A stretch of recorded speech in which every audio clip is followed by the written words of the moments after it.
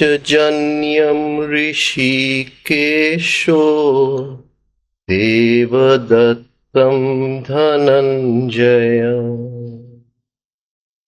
पौण्ड्रं दध्मो महाशङ्खं भीमकर्मावृकोदरः अनन्तविजयं राजा कुन्तीपुत्रो युधिष्ठिरः नकुलः सहदेवश्च सुघोषमणिपुष्पकौ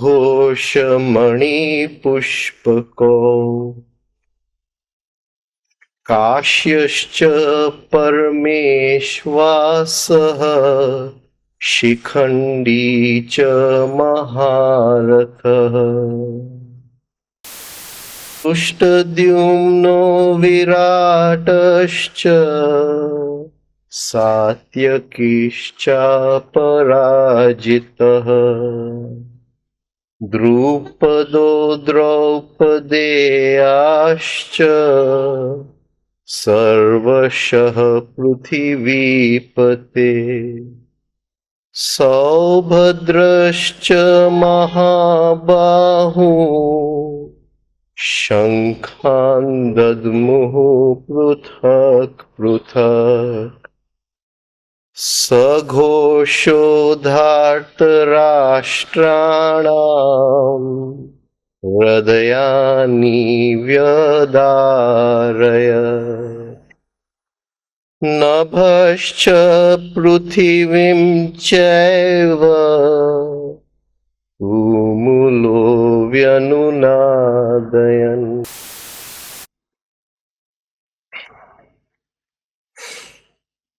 पांचजन्य ऋषिकेशो देवदत्तम धनंजय। श्री कृष्णए पांचजन्य शंख, अर्जुने देवदत्त शंख वगाड़્યા। देवदत्त धनंजय, देवोનું આપેલું દેવદત્ત।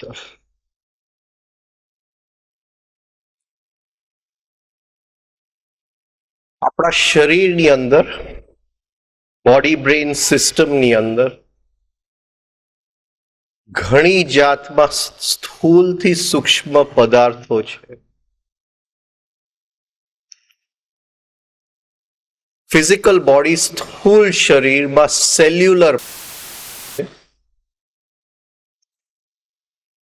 જે સાયકિક બોડી છે ભીતરનું, મનોમય કોષ,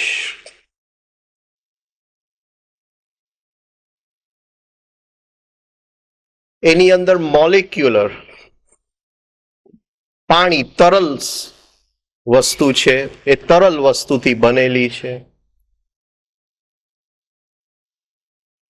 અને એની અંદર પણ ઓતપ્રોત જે એની પાર છે એ વધારે સૂક્ષ્મ વસ્તુથી બનેલી છે। એ દેવોની દુનિયા છે, એ કંઈ બહાર નથી, આકાશની અંદર, આ શરીરની અંદર ઓતપ્રોત છે।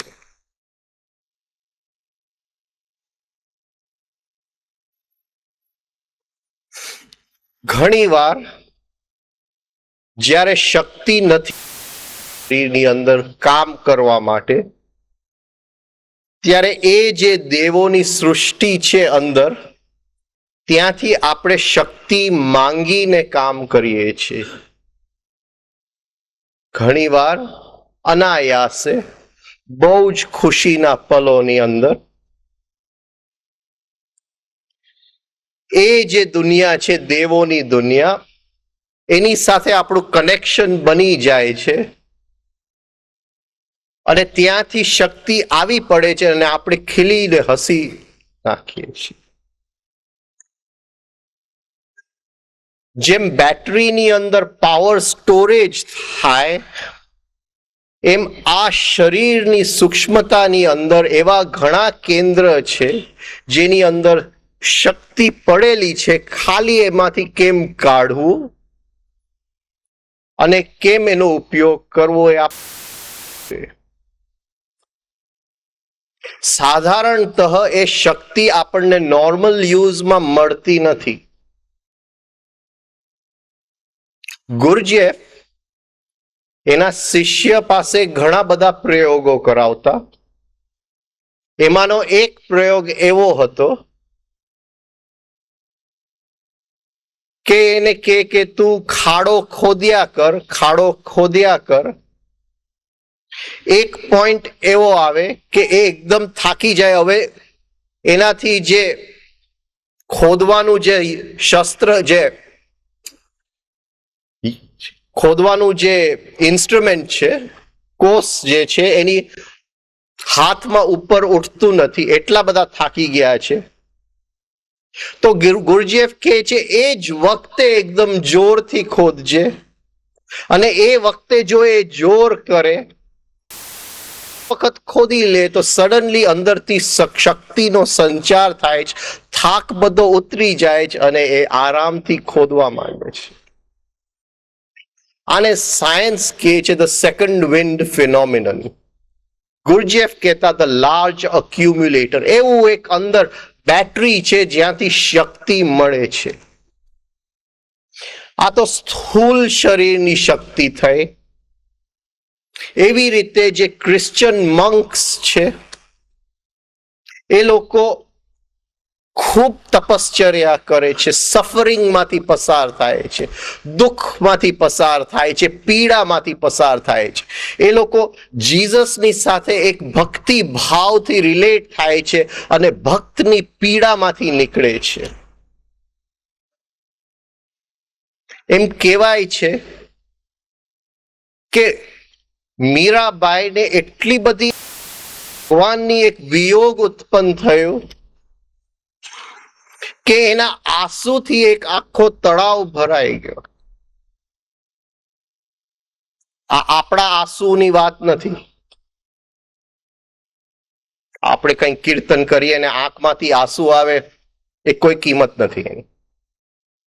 મેબલ કોલિન્સ કહી ગયા છે, before the eyes can see they must be incapable of tears. આપણી આંસુની વાત જ નથી આ. હા, આપણને બહુ શરદી અંદર ભરાઈ ગયું હોય તો થોડુંક રડી નાખીએ તો સારું, શરદી છૂટું થઈ જાય.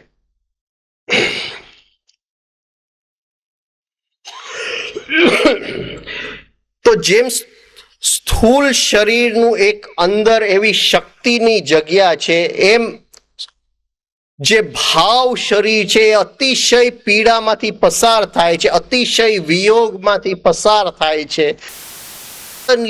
અંદરથી એક જબરજસ્ત તળાવ જોડે એનું કનેક્શન થઈ જાય છે અને ભાવ શક્તિ ફ્લો થઈ જાય છે.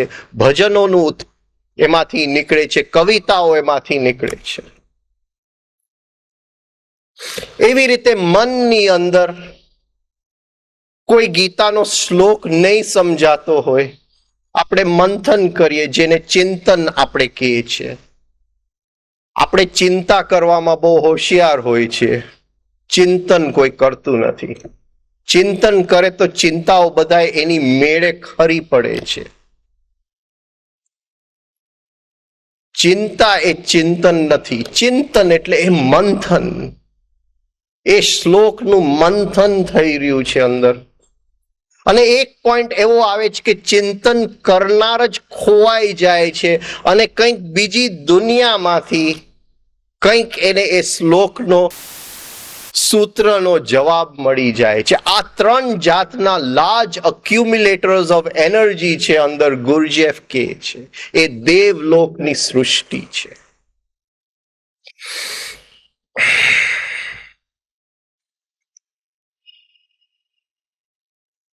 સવારે એક ભાઈ કહેતા હતા કે મેં 7 જુદા વ્યક્તિઓની ગીતા મેં બહુ અભ્યાસ કર્યો છે, પણ આ જે તમે બોલો છો એ ક્યાંય બીજે લખેલું નથી. જેમ મેં કીધું કે હું કોઈ ઓથોરિટી નથી, હું એક શિષ્ય છું. આ શિષ્યના માર્ગે જે વસ્તુઓમાંથી હું પસાર થતો ગયો અને પસાર થઈ રહ્યું છે, અને જે ગીતા ઉપયોગમાં આવે છે મને રસ્તો બતાવતું જાય છે, પ્રકાશ પાડતું જાય છે, એ વસ્તુ તમારી સામે મૂકું છું. હવે એ જે શક્તિ છે એ આપણા ચિત્તની અંદર બે જાતના આસન ઉત્પન્ન કરી શકે.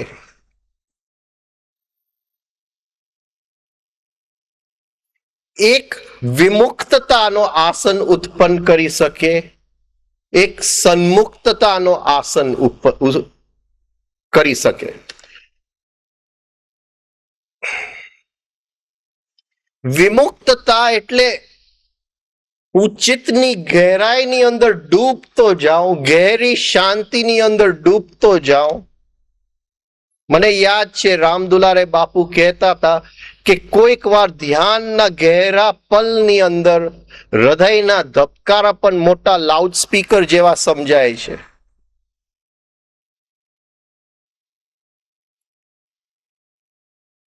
એવી એક વિમુક્તતા અંદર ઘેરી આપણે ખમી ન શકીએ એવી ભારી શાંતિની અંદર હું ઉતરી જાઉં. એ કોઈક શક્તિઓ આપણને શાંતિ તરફ લઈ જાય, વિમુક્તતા તરફ લઈ જાય. ઘણા બધા ધ્યાનની ટેકનિકો છે જે બજારમાં ફરે છે, એ વિમુક્તતા તરફ લઈ જાય.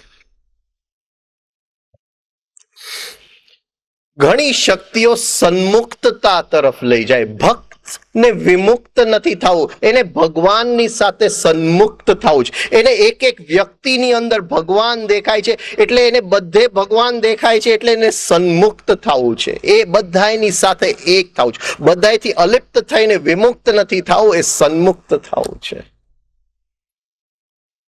આ જુદી દિશા, બે અધ્યાત્મની સ્થિતિ છે. એક ચિત્તની ગહેરાઈની દશા છે, એક ચિત્તની વિશાલતાની દશા છે, વિરાટ પ્રદેશ. તો એવી એક શક્તિ હોય જે આપણને વિરાટમાં, આખા બ્રહ્માંડમાં લીન કરી દે. જ્યારે આપણે ધ્યાનની ગહેરાઈમાં ઉતરીએ છીએ ત્યારે નાનીમાં નાની વસ્તુની ગહેરાઈમાં ઉતરીએ છીએ.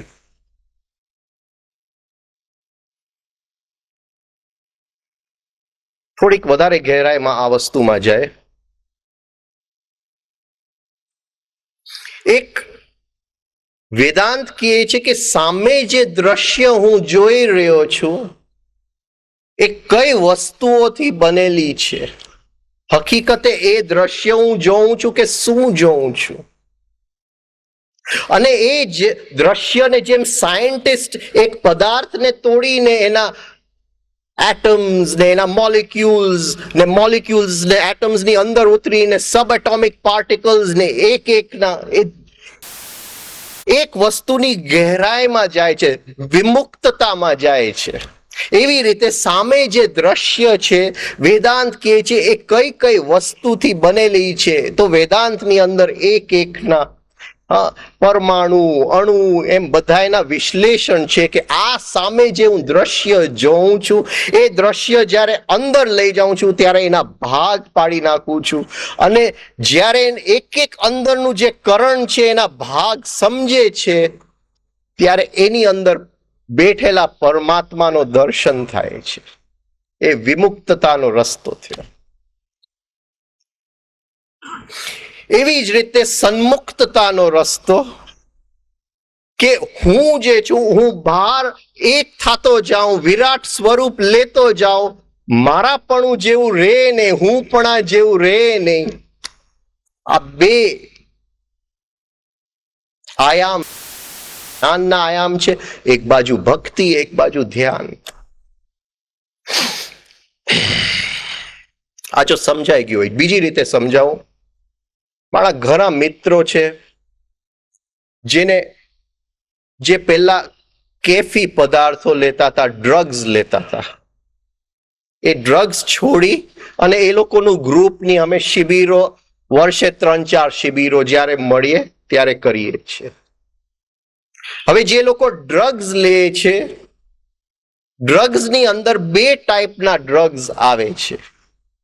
એક ડ્રગ એવો આવે છે કે એ મને અંદરની એટલી બધી શાંતિની અંદર લુપ્ત કરી નાખે કે મારે કોઈની સાથે બોલવાની જરૂર ન પડે, એટલી શાંતિ અવધૂત દશાની અંદર હું પડેલો હું.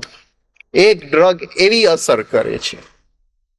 બીજી ડ્રગ એવી અસર કરે છે જે એકદમ આપણને ઊંચા આપણે ખુશીથી મળીએ છીએ, એકદમ ખુશીથી ભરાઈ જાય છે, આપણે નાચીએ છીએ, રમીએ છીએ, બસ દુનિયામાં ખુશી સિવાય કંઈ નથી. આ જો આપણે પકડી શકીએ, એક હાયર સ્ટેટ છે, એક લોઅર છે, પણ એ લોઅર નથી, આ બે આયામ છે જો પકડી શકાય તો. સન્મુક્તતા, વિમુક્તતા અને જીવનનો અસલી રસ્તો બેવનું બેલેન્સ છે. The real art of living એ બેવનું બેલેન્સ છે. જ્યાં સન્મુક્તતા હોય ત્યાં આપણે અંદર જઈ શકીએ, જ્યાં સન્મુક્તતા હોય બધાની સાથે એક પણ થઈ શકીએ, અને અંદરના કેન્દ્રમાં આપણે વિમુક્ત જ હોઈએ. અને જે લોકો ડ્રગ્સ લે છે, કેફી પદાર્થ લે છે, એ લોકોએ મને કીધેલી છે આ વાત. એ લોકો, કારણ કે હું કલાકો બેસીને એ લોકો ડ્રગ્સમાં કયા કયા અનુભવમાંથી પસાર થતા હતા હું ઘણું સમજતો હતો. અને યાદ છે કે એકવાર મારી શિબિર ચાલતી હતી અને હું કહેતો તો, વજ્રોલી મુદ્રા સમજાવતો હતો અને સુષુમ્ના નાડીના જુદા જુદા ભાગ સમજાવતો હતો કે આ નાડી અહીંથી અહીં જાય છે, આ નાડી અહીંથી અહીં જાય છે, આનું કાર્ય આ છે, આનું કાર્ય આ છે. અને એમાંથી એક જણો ઊભો થયો, હા એ તો મેં આ બધું ડ્રગ્સમાં જોયું છે, તું બરાબર સાચી વાત કરે છે.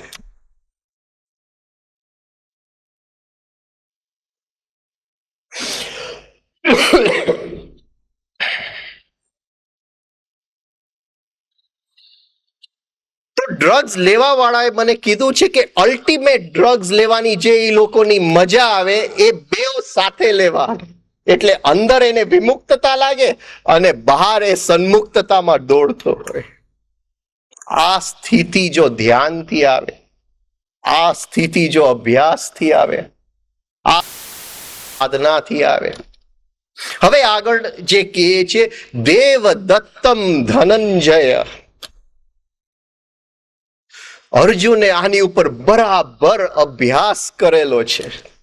આ મહાભારતની ભૂમિ ઉપર એ ઉભેલો છે, આ અભ્યાસ લઈને બેઠેલો છે. દેવદત્તમ, દેવોને દીધેલું. જેમ 5 પ્રાણ છે આપણી અંદર, 5 ઉપપ્રાણ છે. એ જે 5 ઉપપ્રાણ છે એ દેવોની દુનિયા સાથેનું કનેક્શન છે. હું બહુ થાકી ગયો છું, શક્તિ નથી. અને શક્તિ હું કેવી રીતે, હું બગાસું ખાઉં છું. બગાસું એટલે અંદર જે લાર્જ અક્યુમ્યુલેટર છે, જ્યાં શક્તિનો સંચાર પડેલો છે, એની સાથે હું કનેક્ટ થવા છું અને ત્યાંથી શક્તિ ખેંચવાની કોશિશ કરું છું, વિમુક્ત થવાની કોશિશ કરું છું કે અંદર એવું એક કેન્દ્ર મળી જાય જે મને શક્તિ આપી દે. આ બગાસું આપણે ખાઈએ છીએ, આપણે શું કરીએ છીએ આપણને ખ્યાલ નથી, પણ એની અંદર જે પ્રાણ ઉપપ્રાણ ઉપયોગમાં આવે છે એ દેવદત્ત છે. દેવદત્તમ ધનંજય.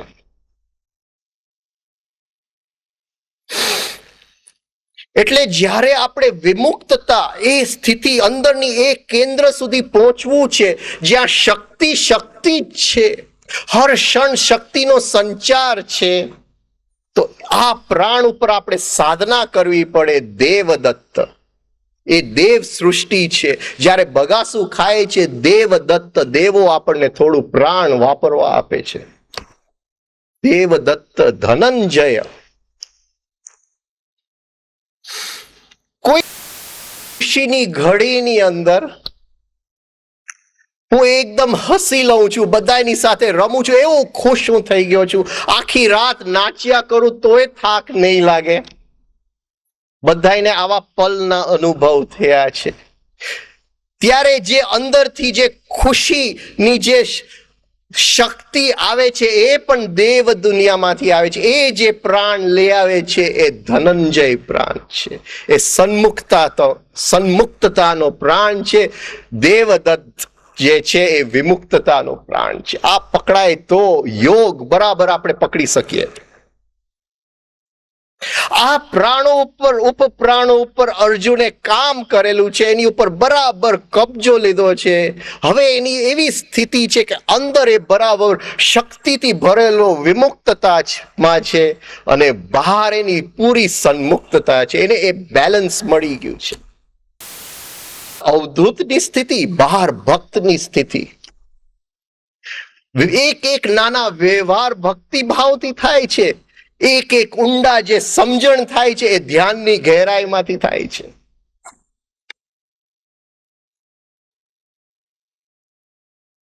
આ ભક્તિ ભાવ છે. એક એક જણો બધા એની સાથે જે વ્યવહાર આપણે કરીએ પૂરી સન્મુક્તતાથી કરીએ.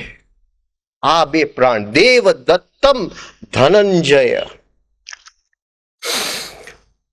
ધનંજયનો બીજો અર્થ આપણે લઈ શકીએ ધ વિનર ઓફ વેલ્થ. જેને સંપત્તિ, વેલ્થ, આ સંપત્તિની કોઈ જગ્યા જ નથી યોગની અંદર. યોગીને ટાઈમ જ નથી આ સંપત્તિ માટે. હાલ છે કે એ ભગવાનના માર્ગે નીકળી પડ્યો એટલે ભગવાને સંપત્તિ એને ધરી જ દેવાના છે. એને કંઈક કરવાની જરૂર નથી. બે રોટલા ગમે ત્યાંથી એને મળી જ જવાના છે. એની માટે એને કંઈક કોશિશ કરવાની જરૂર નથી. એટલે આ સંપત્તિની તો વાત જ નથી. બીજું,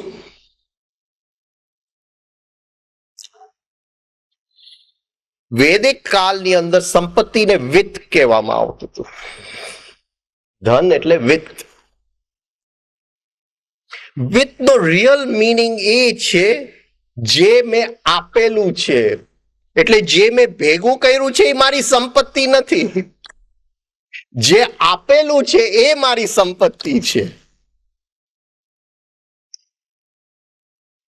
દેવ દત્તમ ધનંજય, જેને સંપત્તિ ઉપર વિજય પામ્યો છે.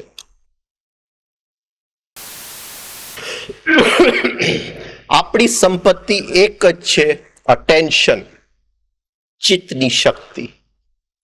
મૃત્યુ વખતે એ ચિત્તની શક્તિ ક્યાં ચોટેલી છે એ આપણી સંપત્તિ. એ મારા હાથમાં છે, એ એકાગ્ર છે, એ વિક્ષિપ્ત છે, એ ક્યાંક મૂળ પડીને બેઠું છે, ત્યાં છે સંપત્તિ. મારી પાછળ મારું શું થવાનું છે, મારું જે ભેગું કર્યું છે એની ઉપર ચોટેલું છે, તો એ સંપત્તિ મારી નથી. પણ એ ચિત્તની શક્તિ એકાગ્ર કરીને અંદર મારી પાસે છે. અને જેમ યમ મૃત્યુનું તીર ખેંચે છે મને બરાબર ફેંકવા માટે કોઈક બીજા કાલને પ્રદેશની અંદર, અને હું એકાગ્ર થઈને બરાબર યમ ઉપર નજર કરું છું એ સંપત્તિથી, તો એવું ધનંજય છે. એક થઈ ગઈ. કોઈક દિવસ જો બધાની તૈયારી હશે કેમ મરવું એનું કેમ્પ રાખશું. મૃત્યુ શું છે, કેમ મૃત્યુમાં એન્ટર થવું, મૃત્યુ વખતે શું કરવું, કેમ શક્તિઓ એકાગ્ર કરવી, આ તો શીખવાની બધી કલાઓ છે. આપણી પાસે ટાઈમ નથી. યોગ તો તળિયા વગરનું સમુદર છે, ડૂબતા જાય ડૂબતા જાય. તો અર્જુને એવો નાદ કર્યો, આ ઉપપ્રાણોની એવી નાદ કરી કે બરાબર એ અંદર એકાગ્ર હતો અને બહાર લડવા માટે એ તૈયાર હતો. દેવ દત્તમ ધનંજય. આગળ જાય, બાકી અહીંયા જ અટકેલા પડ્યા રહેશું આપણે.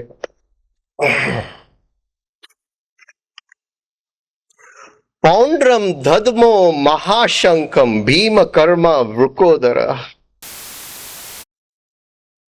અને ઉગ્ર કર્મ કરનાર વૃકોદર ભીમે મોટો પૌંડ્ર શંખ વગાડ્યો. પૌંડ્ર, પૌંડ્ર એટલે પ્રદેશ.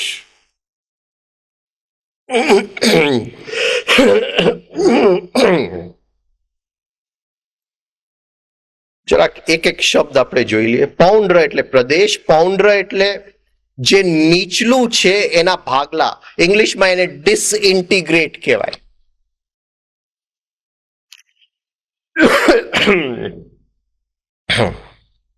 સાયન્સ કહેશે કે પાણી છે એમાં હાઇડ્રોજન અને ઓક્સિજન છે, પણ પૌંડ્ર શંખ વગાડીને ઓક્સિજન અલગ થઈ ગયું અને હાઇડ્રોજન અલગ થઈ ગયું.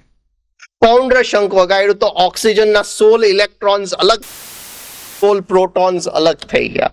એ ડિસઇન્ટિગ્રેશનનો નાદ છે. જે નીચલી જે સંસ્કાર છે, નીચલી અવસ્થાઓ છે, એને એ ભાગલા કરી નાખે છે. અને મૃત્યુ વખતે અનાયાસ રૂપે યમ વગાડે જ છે પૌંડ્ર શંખ, એટલે એને ઉગ્ર કર્મ કરનાર વૃકોદર છે. આ બધાના જીવનમાં આ તો વાગવાનું જ છે. જે સંસ્કાર છે અંદર એ 5 તત્વથી બનેલા છે. જે કઈ સૃષ્ટિમાં છે એ 5 તત્વ 3 ગુણથી બનેલું છે. હવે એ સંસ્કારને આપણે છૂટું કરી નાખવું છે. પૃથ્વીને પૃથ્વી પાછું આપવું છે, જલને જલ પાછું આપવું છે, આકાશને આકાશ. તો પૌંડ્ર શંખ જ્યારે વગાડીએ છીએ ત્યારે એ સંસ્કાર, એ જે બનેલી જે વસ્તુ છે ફરીથી એના તત્વને પકડી લે છે. મૃત્યુ વખતે પૌંડ્ર શંખ વાગે છે કારણ કે પ્રકૃતિ કહે છે કે હવે મારા તત્વ મને પાછા આપી દો. એટલે મૃત્યુ વખતે પેલી પૃથ્વી માં આવે છે, પ્રકૃતિ મને પૃથ્વી પાછું આપી દો. એટલે પૃથ્વી જેવું નીકળી જાય છે. આપણે મૃત્યુના ખાટલા ઉપર સૂઈ રહ્યા છે, છેલ્લા શ્વાસ, સડનલી આપણને લાગે છે અરે ખાટલો કોઈ ખેંચી લીધો. કોઈ ખેંચી નથી લીધો, બધાએ આધાર મારા નીકળી ગયા. એટલે તો મૃત્યુમાં ભય લાગે છે.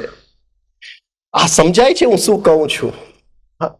આ જો પકડાય પૌંડ્ર નાદ, ડિસઇન્ટિગ્રેશન, મને એક્ઝેક્ટ એનું ગુજરાતી શબ્દ નથી મળતો. ભાગલા કરવું પણ મજા નથી આવતી.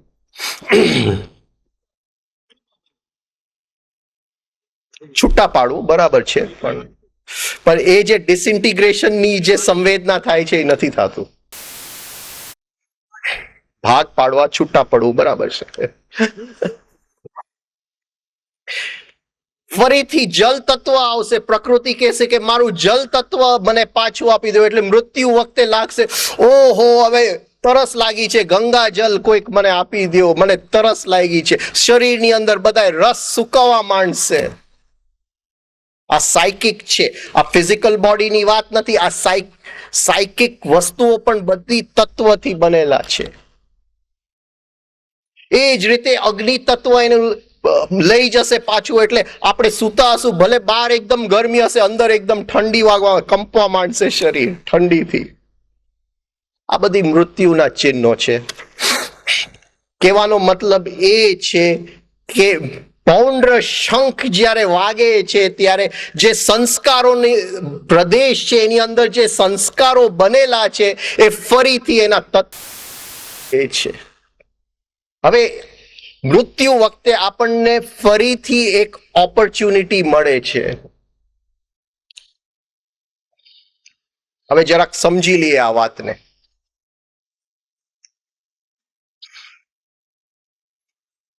તો આ પૌંડ્ર સમજાશે. બાકી જરાક એટલે હું જરાક મૃત્યુની વાત વધારે કરીશ.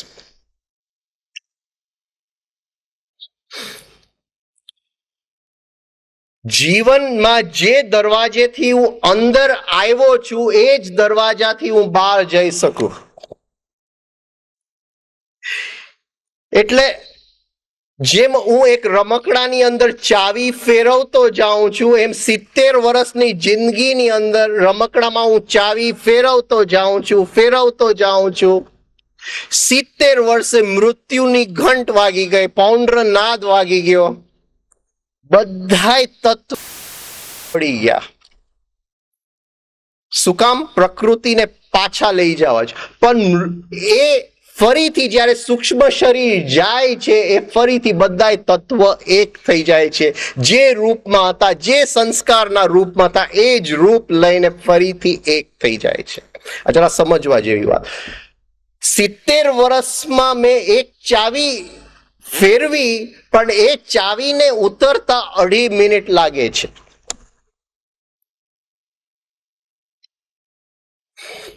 જીવનની અંદર 70 વર્ષે હું મૃત્યુ સુધી આવ્યો, આ બધાય તત્વ છૂટા પડી ગયા, પ્રકૃતિએ પાછા લઈ લીધા. એક ક્ષણ માટે મારો આખો સંસ્કારનો પ્રદેશ જે છે એ ખાલી થઈ જાય છે, અને જે પરમાત્માનો પ્રકાશ છે એ સામે છે. ખાલી પ્રોબ્લેમ એ છે કે હું સૂઈ ગયો છું, મને દેખાતું એ છે તો સામે જ. આ ગોડ ગિવન મોમેન્ટ છે. હવે શું થશે કે 2.5 મિનિટમાં ફરીથી જિંદગી હું જીવી લઈશ, પણ ઉલટા સમયમાં જે બુઢો હશે, હા, એ ફરીથી ધીમે ધીમે ધીમે મધ્યકાલ જુવાન, હા, બાબો બની અને માના ગર્ભમાં ગયો. એ 2.5 મિનિટમાં જે 70 વર્ષ આમ ચાવી ફરીથી રમકડાની અંદર 2.5 મિનિટમાં ઉલટી ફરશે, ફરીથી બધા તત્વ 2.5 મિનિટની અંદર એની ઓરિજિનલ રૂપ લઈ લેશે, અને જે હું હતો એ જ ગયો પાછો.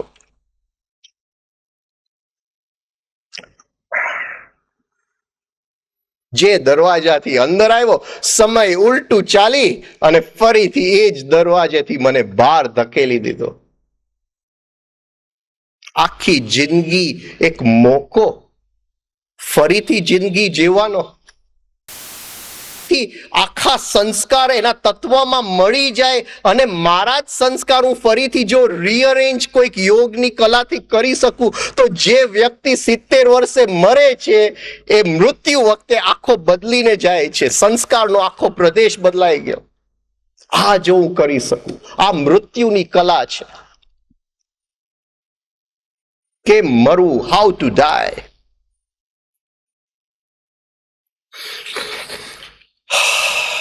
પણ એની અંદર હવે વધારે નહીં જાઉં, આપણે ઘણું આગળ જવું છે.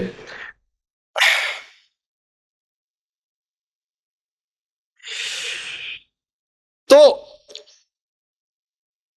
જસ્ટ એક આપણે સમજી લઈએ, 70 વર્ષે હું કેન્સરથી મરું છું.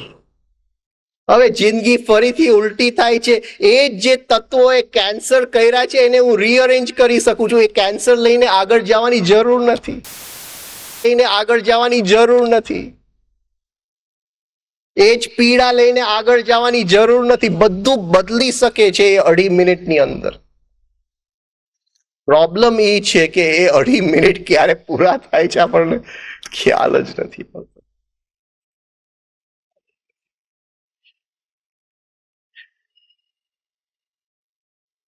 એવું છે કે એક ક્રિકેટ મેચ ચાલી રહ્યું છે, અને એક જણાએ 4 મારી બેટથી, એટલે ફરીથી રીપ્લે સ્લો મોશનમાં આવે છે, પણ એ તો ટીવીમાં સ્લો મોશનમાં આવે છે. આ ઉલટું છે. ટીવીમાં તો ફાસ્ટ મોશનમાં આવે છે, 2.5 મિનિટમાં આવે છે. મારી દ્રષ્ટિમાં એને હું સ્લો મોશન કરી નાખું. આ જો કલા હું શીખી જાઉં તો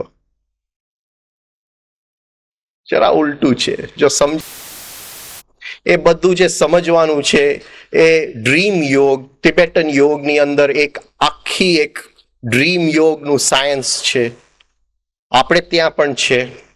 યોગી યાજ્ઞવલ્ક ખૂબ ગહેરાઈમાં ઉતરેલા, એના અને જનક મુનિના, જનક રાજાના સંવાદ છે બૃહદ અરણ્યક ઉપનિષદમાં. આ બધી એ વાતો છે બધી.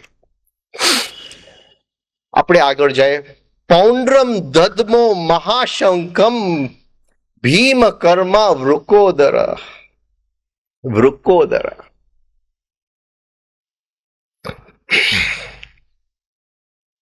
વૃક એટલે વુલ્ફ, વરુ. વુલ્ફ બેલીડ, જેના વરુ જેવું પેટ છે, જે વરુ જેવું ખાઈ શકે, એનો યુઝ્યુઅલ મીનિંગ. હવે પેટની અંદર 2 જાતના પ્રાણ છે. 2 જાત. એક અગ્નિ એ છે કે મને ભૂખ લગાડે છે, મને ભૂખ લાગે છે. ઘણા લોકોને ભૂખ તો બહુ લાગે છે પણ ખાઈ શકે છે આટલું જ. શું કામ ખાઈ શકે છે? આટલું જ કારણ કે પચાવવાની અગ્નિ જુદી છે, ભૂખ લગાડવાની અગ્નિ જુદી છે. આ જો આપણે પકડી શકીએ જે હું કહેવા માંગુ છું.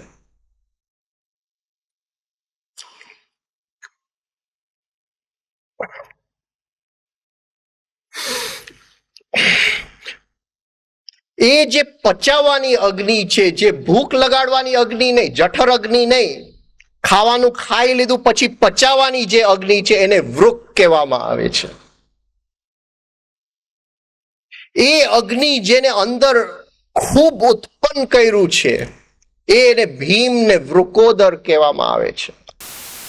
આ જરા સમજવા જેવી વાત છે. આઈ હોપ કે તમને રસ પડે છે. આ બધું હું બોલું તો છું, બકબક કરું છું. કોઈકનો હાથ કાપી જાય છે, લોહી નીકળે છે, મારાથી લોહી સહન નથી થતું, હું આંખ બંધ કરી દઉં છું. વૃકોદર નથી, પચાવવાની શક્તિ નથી. ભીમ કર્મ ઓફ ધ ટેરેબલ કર્મ, એ જે એપિથેટ આપ્યું છે ને ભીમને, ઉગ્ર કર્મ કરનારો, જે ઉગ્ર કર્મ કરે એની પાસે પચાવવાની શક્તિ ભયંકર હોય તો જ કરી શકે.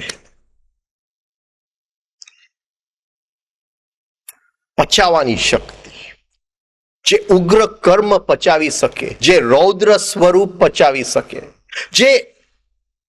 જેમ મેં કીધું કાલે કે પરમ દિવસે કે વૈષ્ણવોએ ને રસનો સ્વરૂપ બતાવ્યો છે. ભગવાન સુધી પહોંચવું હોય તો એ રસથી ભરેલો છે અને એ રસનું સિંચન કરવું જોઈએ જીવનની અંદર. હરેક વસ્તુમાં ભગવાનનો રસ પડેલો છે. બોરિંગમાં બોરિંગ વસ્તુની અંદર એ રસ કેમ કાઢવું? હવે એ જે રસ છે એ 9 પ્રકારના રસ છે. એમાં એક રસ છે જેની ઉપર બહુ ઓછા લોકો ભક્તિ કરી શકે, એ રૌદ્ર રસ છે. અને રૌદ્ર રસ ઉપર ભક્તિ એ જ વ્યક્તિ કરી શકે જેની પાસે વૃક કરીને સ્પેશિયલ પચાવવાની શક્તિ હોય. બાકી કોઈ જેવા તેવા માણસનું કામ નથી. એનો રૌદ્ર રૂપ છે. આ સુનામી આવી ગયું એનો રૌદ્ર રૂપ છે. આપણાથી પચાવવાની શક્તિ, આપણે વૃકોદર નથી, પચાવવાની શક્તિ નથી. ભીમ કર્મ વૃકોદર, એ વૃકોદર છે. એની પાસે સ્પેશિયલ પચાવવાની શક્તિ, અને એની ઉપર એને અભ્યાસ કર્યું છે, એને પ્રતિજ્ઞા લીધી છે કે આનો હૃદય ચીરી અને હું એમાંથી લોહી પીસ. આ શક્તિ વગર એ કરી ન શકે. એને ભગવાનની ભક્તિ એવી કરી છે, રૌદ્ર સ્વરૂપે ભક્તિ કરી છે, જે રૌદ્ર રસ પી શકે. જૂના જમાનામાં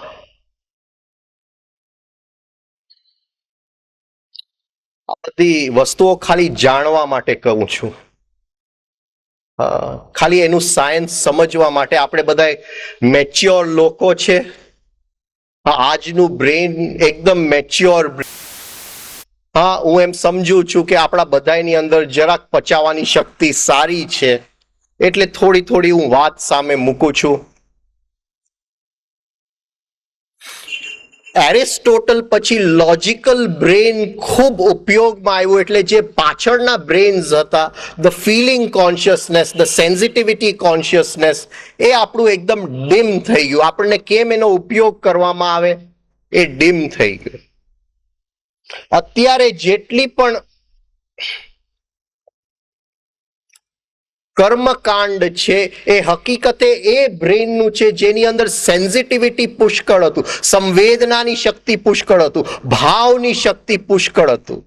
ભાવની શક્તિ ચાલી ગઈ, સંવેદનાની શક્તિ ચાલી ગઈ, વિચારની શક્તિ ખીલી ગઈ. એ કર્મકાંડ બધાય રિચ્યુઅલ બની ગયા, એ રીતિ રિવાજ બની ગયા. સાયન્સ નીકળી ગયું. સાયન્સ કોઈને યાદ નથી. એવું એક એ જમાનાની અંદર એવા લોકો હતા જે સમજી શકતા હતા કે આ મારી માં જે છે, જે પ્રકૃતિ છે, જરા લોહીની ભૂખી થઈ છે. એ સમજી શકતા હતા કે કંઈક તોફાન આવવાનું છે.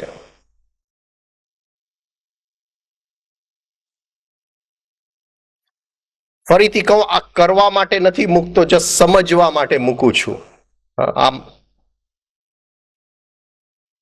તો એ વખતે બલિદાનની એક પ્રક્રિયા હતી એ જમાનામાં. અત્યારે બલિદાન એટલે રીતિ રિવાજ, એની જોડે કોઈ મતલબ નથી, કોઈને સાયન્સ યાદ નથી. પણ બલિદાનની ક્રિયા, આ પૃથ્વી ઉપર અમુક એવા સ્પેશિયલ એરિયા છે જ્યાં કદાચ કંઈક બલિદાન આપવાથી, સેજ કંઈક લોહીનું ટીપું મૂકવાથી એ જે છે, જેમાં એ કદાચ ટાઇડલ વેવ કરીને લાખો લોકોને લઈ લે, એ ભૂખ જો મટી જતી હોય, એવી એક પ્રક્રિયા હતી. રૌદ્ર સ્વરૂપ ભીમ કર્મા વૃકોદરા. વધારે આમાં નહીં જાઉં, મારો બધો સમય આમાં જ પૂરો થઈ જશે. આગળના શ્લોકમાં જાય.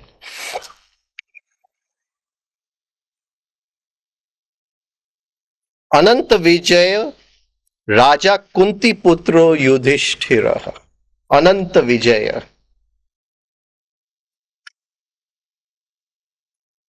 એને અનંત વિજયનો નાદ વગાડ્યો, શંખ વગાડ્યો.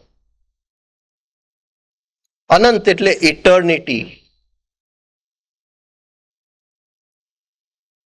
શાશ્વતતા. મારી નામની શાશ્વતતા નથી. મૃત્યુની છેલ્લી ઘડીમાં હું મારું નામ ભૂલી જ જવાનો છું, એ મારી સાથે નથી આવવાનું. મારી અંદર શું એવું છે જે ઇટર્નિટીનો ભાગ છે, જે શાશ્વતતાનો ભાગ છે, અને એની ઉપર હું વિજય મેળવી શકું કે કેમ? કઈ ઘડીએ મને ઇટર્નિટીનો જો બીજો શબ્દ જો મળી શકે તો અંદર અનંતતાનો ભાવ આવી જાય છે. કદાચ જીવનમાં 2-5 મિનિટનો, આખા 70 વર્ષની અંદર ક્યારે અનંતતાનો. અને હું શોધું છું કે હું કોણ છું. આ ગુસ્સો કરવા વાળો હું છું? આ પત્નીની સાથે પતિ હું છું? આ પુત્રની સાથે બાપ હું છું? હું કોણ? હું મારી જાતને જે બહુ મોટો સમજું છું એ હું છું? જે બધી વસ્તુઓના જવાબ મને જ આવડે છે એ હું છું? કોણ છું? જો શોધી શકીએ, અંદરના પડ ઉપર પડ જો આપણે ઉઘાડી શકીએ, હું કોણ છું, તો એક પોઈન્ટ એવું આવશે કે આપણો રિયલ સેલ્ફ જે છે એ અંદરથી ડોક્યું કરશે. બહુ અદ્ભુત સમય છે આ સાધકના જીવનની અંદર, અને આ આપણા બધાના જીવનમાં આવવાનું જ છે. અને જ્યારે અંદરનો સેલ્ફ જે છે એ ડોક્યું કરે છે, આપણે એક રોમથી ભરાઈ જાય છે, રોમાંચથી ભરાઈ જાય છે, અનંતતા. કારણ કે એ જે છે એ તો હંમેશા એ જ હતો, એ અનંતતાની અનુભૂતિ આપણને, જેને એ સેલ્ફ કોન્કર કર્યું છે, અનંત વિજય.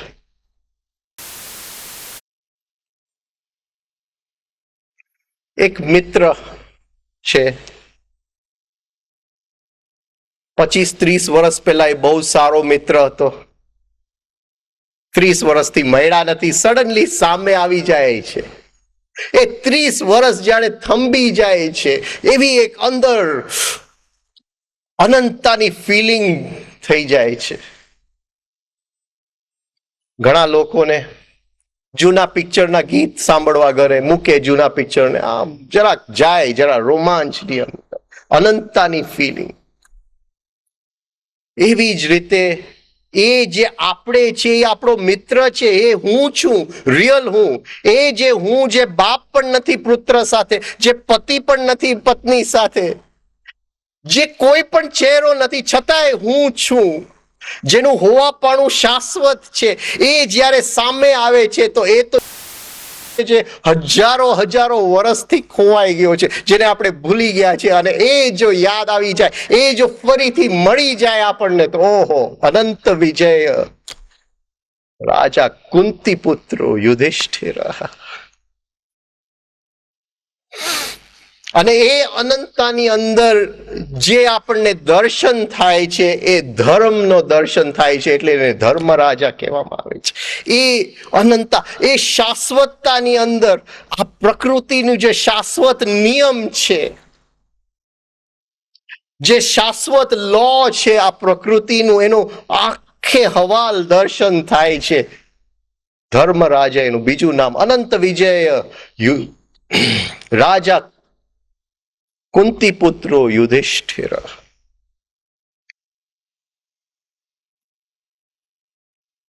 બે રાજા છે ભગવદ્ ગીતામાં. એક રાજા દુર્યોધન વચન બ્રવીત, રાજા વચન બ્રવીત અબ્રવીત, અને એક રાજા યુધિષ્ઠિર છે. બેવ રાજા છે. એક છે જેને અંદરની શક્તિ બરાબર બહારની દુનિયામાં બરાબર તદાત્મ્ય કરી નાખ્યું છે, વેડફી નાખ્યું છે, એ પણ એકાગ્ર છે. એક જેને બધી શક્તિ અંદરના રિયલ આય હું તરફ ફેંકી દીધી છે, એનો દર્શન થઈ ગયો છે, અનંત વિજય છે. આ બે રાજા છે સામ સામે.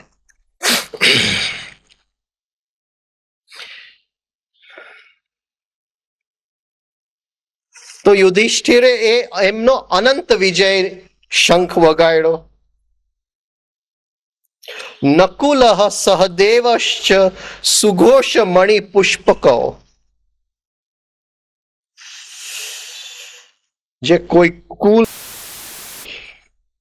જે બધી માન્યતાઓમાંથી મુક્ત થઈ ગયો છે, નકુલ, કોઈ કુલનો નહીં.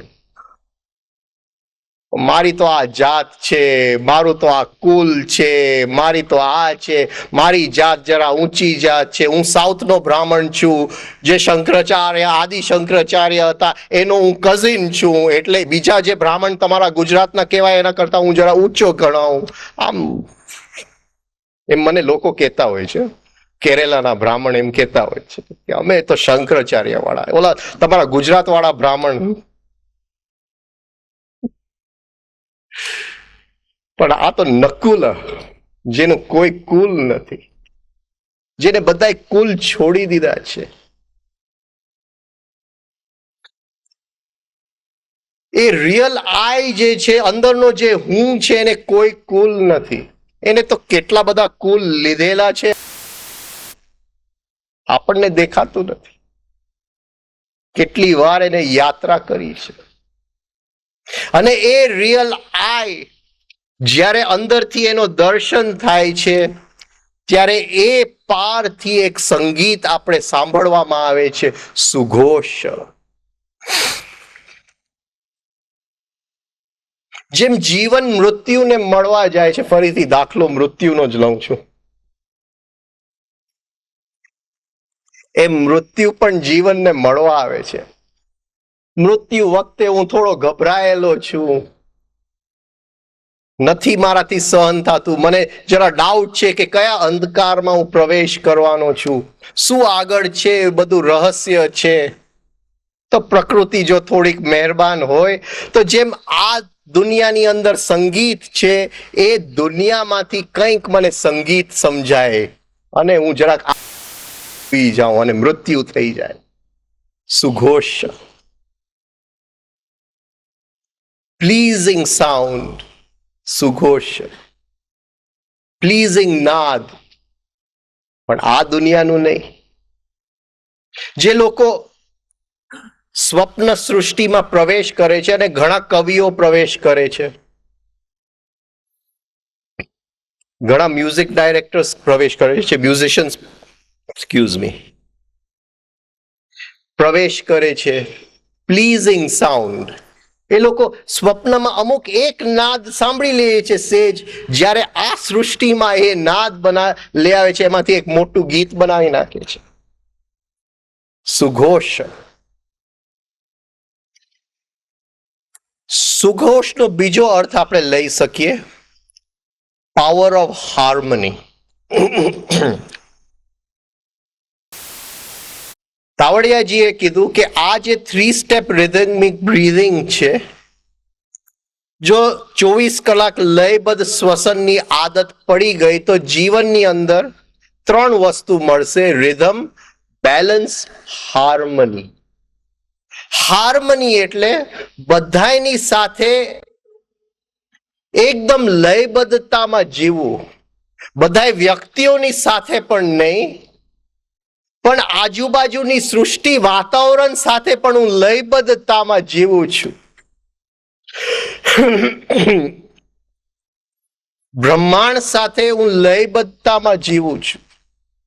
મનુષ્ય પ્રકૃતિ સાથે લયબદ્ધતામાં નથી જીવતો.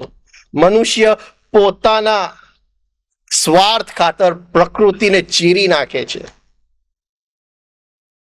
પ્રકૃતિને રેપ કરી નાખે છે. એ તો પાણી બગાડી નાખે છે. મનુષ્યને એમ લાગે કે આ પ્રકૃતિને હું માસ્ટર બની જાઉં. પણ બધાની સાથે હાર્મનીમાં જીવવું, પ્રકૃતિ સાથે હાર્મનીમાં જીવવું, એ જે નાદ છે એ સુઘોષ નાદ છે. અને એ ક્યારે ઉત્પન્ન થાય? જ્યારે આપણા બધા કુલ છૂટી જાય ત્યારે, બધી માન્યતાઓમાંથી આપણે જ્યારે મુક્ત થાય ત્યારે. મણિપુષ્પકો સહદેવનું, જે દેવો સાથે રમે છે.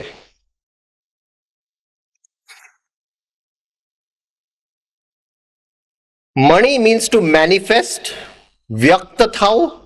પુષ્પક એટલે ફૂલની જેમ ખીલી જાઓ. એવો નાદ જે અવ્યક્ત હતો, એને દેવલોકમાંથી લઈ આવી અને એને વ્યક્ત કરવું અને ફૂલ જેવું ખીલી જાઓ. મણિપુષ્પકો. To expand. મણિપુષ્પકો ટુ એક્સપેન્ડ.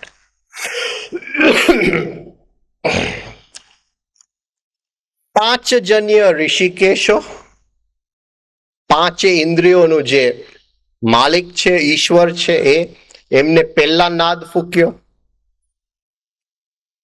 હકીકતે તો જેમને જે સેનાપતિ હોય, જે સેનામાં ભાગ લેવાના હોય, યુદ્ધમાં ભાગ લેવાના હોય, એ શંખ વગાડે. પણ અહીંયા પહેલો શંખ પાંડવો તરફથી શ્રી કૃષ્ણએ વગાડ્યો. એ તો સારથી હતા. તો પાંચજન્ય પાંચે ઇન્દ્રિયોની શક્તિ એકાગ્ર થઈ ગઈ. અંદરની સ્થિતિ સન્મુક્ત અને વિમુક્ત થઈ ગઈ. દેવદત્તમ ધનંજય, અનંતાનો બોધ થઈ ગયો. અનંત વિજય રાજા કુંતી પુત્રો યુધિષ્ઠિર. અંદરથી એક હાર્મની બેસી ગઈ બધા એની સાથે. અને હવે જે ખીલે છે, એ જે અવ્યક્ત, જે દિવ્ય છે, એ અંદરથી ખીલશે. એ આપણા બધાની અંદરથી ખીલશે. મણિપુષ્પકો આ પાંડવોના નાદ છે. આપણી પાસે છે થોડો સમય, એટલે આગળનો શ્લોકમાં હું જાઉં. કાશ્યશ્ચ પરમેશવાસઃ શિખંડી ચ મહારથ. આ હું વાંચી જઈશ. આ બધાય નાદ તમે તમારી મેળે શોધી કાઢજો. બધાય આ હોમવર્ક.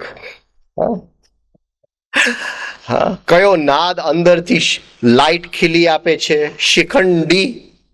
હા,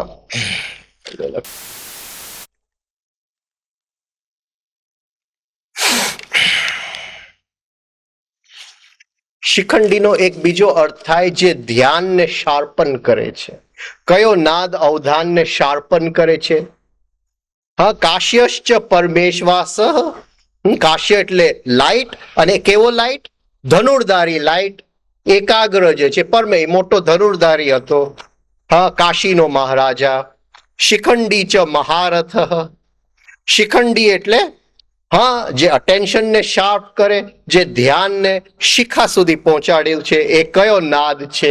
એ પણ જરા જોઈ લેજો અંદર. દૃષ્ટદ્યુમ્નો આપણે આ પણ જોઈ ગયા. સંસ્કારો, સારા સંસ્કારોનો જે પ્રકાશ છે, તો જેમ ખરાબ સંસ્કારોનો અંદર અવાજ આવતો તો ધ્યાનની અંદર સારા સંસ્કારોનો કયો નાદ આવે છે? વિરાટશ્ચ, જ્યારે આપણે રિલેક્સ્ડ હોઈએ છે તો એ માંથી ગહેરી નિંદ્રાના પ્રદેશમાંથી કયો નાદ ઉત્પન્ન થાય છે? સાત્યકીશ્ચા પરાજિત, સાત્યકી જેનું વિજય છે, જેને પરાજિત ન કરાય, એ સાત્યકી જે ભાવ કેન્દ્રનો એ ભાગ છે જે ભગવાનની સુરતામાં જ છે. તો અંદર સુરતા એટલે નાડી ચાલી રહ્યું છે અને એ નાડીની અંદર ભગવાનનું નામ ચાલ્યું. આ હિન્ટ તમને આપી દઉં, એ નાદ કયો છે એ હોમવર્કમાં જરાક શોધી લેજો. સૌભદ્રશ્ચ, સૌભદ્ર એટલે કલ્યાણકારી, હા, સારું કામ કરનાર. ભદ્ર એટલે ફરીથી કલ્યાણકારી. સૌભદ્રશ્ચ એ કયો નાદ છે જેનાથી બધાનું કલ્યાણ થાય છે? શંકાન દદમુહુ પૃથક પૃથક, આ બધાએ પોતપોતાના શંખ વગાડ્યા. આ બધાએ અંદરની જુદી જુદી શક્તિઓ છે જે યોગના માર્ગે ચાલે છે. આ બધાય શક્તિ, હા, એની અનુભૂતિ એને ધીમે ધીમે થતી હોય છે. આ બધા અંદરની શક્તિઓ અને યોદ્ધાઓ છે. એક વખત મેં લઈ લીધા છે એટલે હું ફરીથી નથી લેતો. એના શંખ, એ બધાએ પોતપોતાના શંખ વગાડ્યા. છેલ્લો મારે લેવો છે એક આગળનો શ્લોક, એટલે આ શ્લોક આપણે હોમવર્કમાં લઈ લે. સઘોષો ધાર્તરાષ્ટ્રાણામ હૃદયાની વ્યદારયત, નભશ્ચ પૃથિવીમ ચૈવ તુમુલો વ્યનુનાદયન. આકાશ અને પૃથ્વીને ગજાવતા તે ભયાનક નાદ કૌરવોનો હૃદયને ચીરી નાખ્યો. આ જે પાંડુ સેનાનો નાદ છે કૌરવોને હૃદયને ચીરી નાખ્યો. આકાશ અને પૃથ્વીને ગજાવતા એ કયો નાદ છે જે ઉત્પન્ન થાય અને પાંચે પાંચ તત્વોને ચીરી નાખે છે આકાશ સુધી? એ અંદરનો કયો નાદ છે? આ બધા એના હાર્મોનિક છે, જુદા જુદા જે અંદર આપેલા છે. સમય જે છે એ હોરિઝોન્ટલ પણ છે અને વર્ટિકલ પણ છે. એવી રીતે નાદ છે એ હોરિઝોન્ટલ પણ છે અને વર્ટિકલ પણ છે. અમુક નાદ આપણને નીચે લઈ જાય છે, એ વર્ટિકલ છે. અમુક નાદ શક્તિઓને ઉપર ચડાવે છે, એ પણ વર્ટિકલ છે. અમુક નાદ ધ્યાનને વિખરી નાખે છે, પાથરી નાખે છે. એટલે એ જે કૌરવોનું નાદ હતું, સહસેવા અભ્યહન્યંત સશબ્દ સ્તુમૂલો ભવત, એવો શબ્દ એનો ભયંકર હતો. એ હોરિઝોન્ટલ નાદ હતો. એ તો શક્તિઓને વિખરાવા વાળું નાદ હતું. પાંડવોનું નાદ હતું એ પાંચે પાંચ, પૃથ્વીથી લઈને આકાશ સુધી પાંચે પાંચ તત્વોને ચીરી નાખીને, અને જે ભાવ કેન્દ્ર છે, જેનો ભાવ કેન્દ્ર એકાગ્ર નથી, જેના ભાવ કેન્દ્રની અંદર એકાગ્રતાની શક્તિ નથી, જ્યાં સાત્યકીનો જન્મ નથી થયો ભાવ કેન્દ્રમાં, એ જેના નિર્બલ ભાવ કેન્દ્ર છે, એને ભાવને કેન્દ્રને, હૃદયને ચીરી નાખ્યા. એવો આ નાદ ઉત્પન્ન થયો જે પૃથ્વીને તોડી નાખે, એના જુદા જુદા એટમ્સની અંદર, જે જલને તોડી નાખે એના એટમ્સની અંદર. આ જલ એટલે પાણી નહીં, જલ તત્વ. જે અગ્નિને તોડી નાખે, વાયુ, અને છેક આકાશને ગુંજાવી નાખે, એવો આ નાદ એ લોકોએ ઉત્પન્ન કર્યો. જ્યારે નાદ આપણે શીખી જશું, આ રીતે ઓમકાર કરતા શીખી જશું, ત્યારે એ નાદ આકાશને અંદર જઈ અને બ્રહ્મરંધ્રને ચીરી નાખશે અંદર. અને એ જે આપણે જન્મો જન્મોથી શોધીએ છીએ એ સામે દર્શન આપશે. એવો નાદ અંદરથી ઉત્પન્ન થવો જોઈએ. એવો નાદ આ પાંડવોએ ઉત્પન્ન કર્યું. આ ઓમકારનો નાદ છે. જો એક્સરસાઇઝ કરશું, કોઈ વખત મળશું તો ઓમકાર કેમ કરવું એ પણ આપણે જાણી લેશું. ઓમકારના જુદા જુદા રંગ શું છે, આ બધા નાદો શું છે, નાદમાં ખૂબ શક્તિ છે, મંત્રની અંદર ખૂબ શક્તિ છે. એવા નાદ આપણે પકડવા જોઈએ જે શક્તિને ઉપર તરફ લઈ જાય. એવા નાદ નહીં પકડવા જે પૃથ્વીની અંદર ઊંડા ઉતરે. એકાગ્ર તો કરે પણ એ ગેરમાર્ગે એ બધી સિદ્ધિઓ નો ઉપયોગ થઈ જાય. જેવી રીતે નાદ વર્ટિકલ છે અને હોરિઝોન્ટલ છે, એવી રીતે સમય પણ વર્ટિકલ છે અને હોરિઝોન્ટલ છે.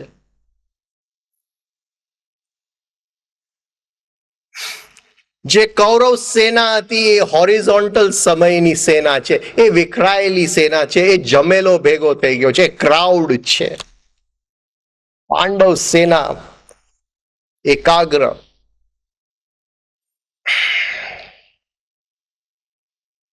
આ પલ છે, પ્રેઝન્ટ મોમેન્ટ છે, જે વર્તમાન ક્ષણ છે. એ વર્તમાન ક્ષણમાં જો આપણે ડૂબતા જાય, આપણે જ્યારે સમયને જોઈએ ત્યારે ભૂતકાળ અને જે વર્તમાન આપણે ગણીએ છીએ ભૂતકાળ ને ભવિષ્યકાળનું એક દોરીની અંદર જ આવી જાય છે. પણ એ જે ભૂતકાળ ભવિષ્યકાળ વાળો હોરિઝોન્ટલ સમય છે, હર વર્તમાનની અંદર એને વર્ટિકલ ટાઈમ પ્રવેશ કરે છે અને એ વર્ટિકલ ટાઈમ આપણને પૃથ્વીની ગહેરાઈમાં લઈ જાય છે અને આકાશની ગહેરાઈમાં લઈ જાય છે. પણ એ વર્તમાન ક્ષણની અંદર ઊંડા ઉતરવાની વાત છે અને એની માટે ધ્યાનની એકાગ્રતા છે.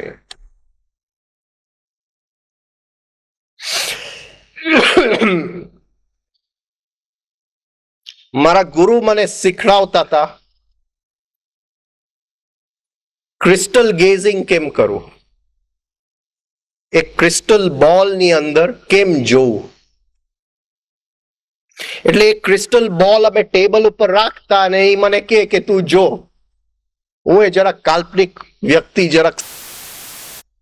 એટલે એ ગુરુ પૂછે એટલે હું કહું કે હા મને ફર્સ્ટ ક્લાસ વાદળા દેખાય ને આ દેખાય ને તે દેખાય. એટલે એક અઠવાડિયા તો એને મને નચાવ્યો બરાબર. પછી કે અહીંયા બેસ, હવે અહીંથી જો શું દેખાય છે. મેં કીધું કઈ નહીં, ક્રિસ્ટલ બોલ દેખાય છે. નહીં કે આ રીતે જો. હવે છે તો કાચ જ, કાચની અંદર તો કઈ નથી, પણ જ્યારે એ કાચમાં આપણે દ્રષ્ટિ અમુક રીતે કરીએ છીએ, કાચની અંદર બારી દેખાય છે જે નથી છતાંય દ્રષ્ટિમાં છે. આ સમજાય છે હું શું કહેવા માંગુ છું? હવે એને કીધું એ બારી જે તને નાનું બિંદુ દેખાય છે ક્રિસ્ટલ બોલની અંદર, જે નાનું બિંદુ દેખાય છે એની ઉપર તું બરાબર તારું ધ્યાન એકાગ્ર કરજે. જરાય પણ વિચાર ન કરતો, એની અંદર ડૂબતો જાજે ને એકાગ્રતા કરતો જાજે. એટલે એકાગ્ર કરતો ગયો 15 મિનિટ 20 મિનિટ, મને સમયનું ખબર નથી, અનંત સમયમાં પહોંચી ગયો. એક પોઈન્ટ એવો આવ્યો કે એ જે નાની બારી હતી મોટી થતી ગઈ અને આખા રૂમમાં જે અમે બેઠા એ ક્રિસ્ટલ બોલની અંદર, હું બહાર નતો, હું અંદર હતો. આ વર્તમાન ક્ષણ જો આપણે એકાગ્રતાથી એની ગહેરાઈમાં જો ડૂબી શકીએ તો બધી ભૂતકાળ ભવિષ્યકાળ એની અંદર છે. પણ એને કેમ એની ગહેરાઈમાં ડૂબવું, અને એ હૃદયની વાત છે, એને વર્તમાન ભાવ કહેવાય છે. આ વર્તમાન ક્ષણ સાયન્સનો શબ્દ છે, એ કઈ અધ્યાત્મનો શબ્દ નથી. એને વર્તમાન ભાવ, જેમ પ્રેમમાં પડીએ અને અનંતતાનું અંદર દર્શન થાય, એ વર્તમાનની અંદર જેમ એ વર્તમાન ભાવની અંદર આપણે ઉતરીએ.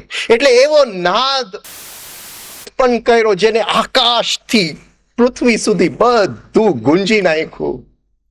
એ વર્તમાન ક્ષણની અંદર ડૂબી ગયા અને એ વર્તમાન ક્ષણની અંદર એ પરમાત્મા બેઠા છે. જો આપણે ડૂબી શકીએ તો સઘોષો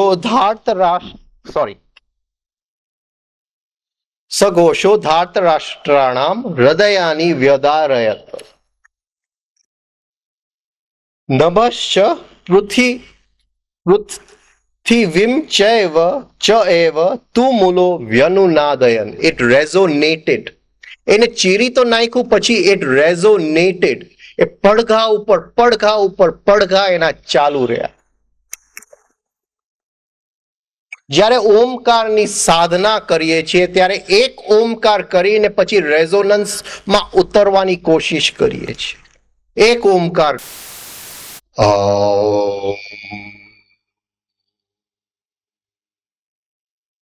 અને પછી ગુરુ શું કહેશે? રેઝોનન્સ. બોલ્યા વગર એ ઓમકારમાં ડૂબવાની કોશિશ કરીએ. ફરીથી એક બોલીને ફરીથી એક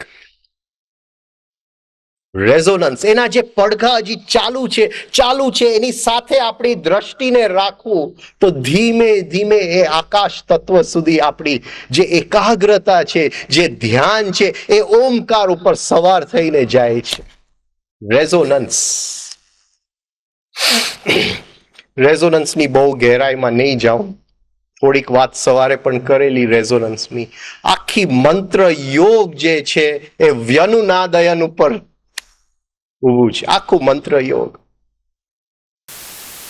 આખી જે શાસ્ત્ર છે, કેમ મંત્ર કરવું, કેમ નાદને રિપીટ કરવા, એકની ઉપર એક પડઘા કેવી રીતે કરવા, અને એ નાદનો લક્ષ્ય શું છે, એને ક્યાં સુધી આપણા અવધાનને લઈ જાય છે, આપણા કોન્શિયસનેસને લઈ જાય છે, અવેરનેસને લઈ જાય છે એ નાદ. તો ફરીથી આ શ્લોક એકવાર જોઈ લઈએ.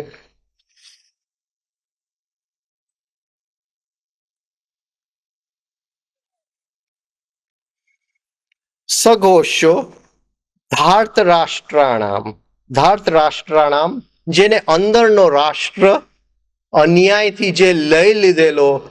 આપણે યાદ છે, નાના બાળક હતા, 13 વર્ષના, 14 વર્ષના, 15 વર્ષના, ત્યારે કૌરવ સેનાએ જુગતું રમીને જે અંદરનો રાષ્ટ્ર અન્યાયથી લઈ લીધો. ધાર્ત રાષ્ટ્રાણામ, હા, જે અંદરનો રાષ્ટ્ર થી લેવાઈ ગયો છે, એ જે બધા યોદ્ધાઓ છે એ લોકોનું હૃદયાની વ્યધારયત, એ લોકોનું હૃદય ચીરી ગયા. ક્યાંક આપણે પાપ કર્યું હોય, સેજ સામે આવી જાય ને આપણું પાપ નીકળી જવાનું હોય, વ્યધારયત. આપણને અંદરથી ખબર ન પડે કે હું ખોટું બોલેલો હતો, એને ખબર ન પડે મેં આમ કરી લીધું હતું. વ્યધારયત. એ લોકોએ જે અન્યાયથી અંદરનો રાષ્ટ્ર જે છીનવાઈ ગયો હતો, એ બધાની હૃદય, એ બધી શક્તિઓનું હૃદય જે છે એ ચીરી નાખ્યું. આ ના દે. હવે સમય આવી ગયો છે, સમય પાકી ગયો છે યુદ્ધ કરવાનો.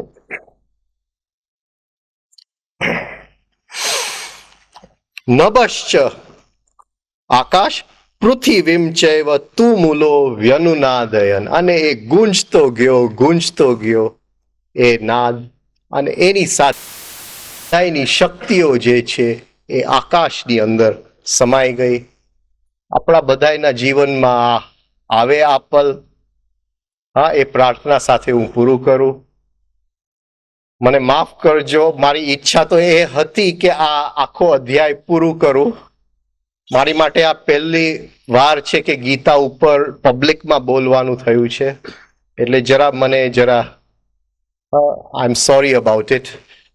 બીજી વખત જો મોકો મળશે તો આગળ જશું.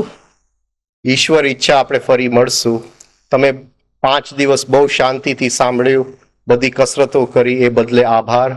ઉઠતા નહીં, 10 મિનિટ જરા પ્રદીપભાઈને થોડું કામ છે, એમને જે કંઈ એમની પૂરું કરવું છે, જે કંઈ નાની મોટી વિધિ એમને પૂરી કરવા દેજો. ફરીથી થેન્ક યુ વન્સ અગેન. ઈશ્વર ઈચ્છા ફરી મળશું. Thank you.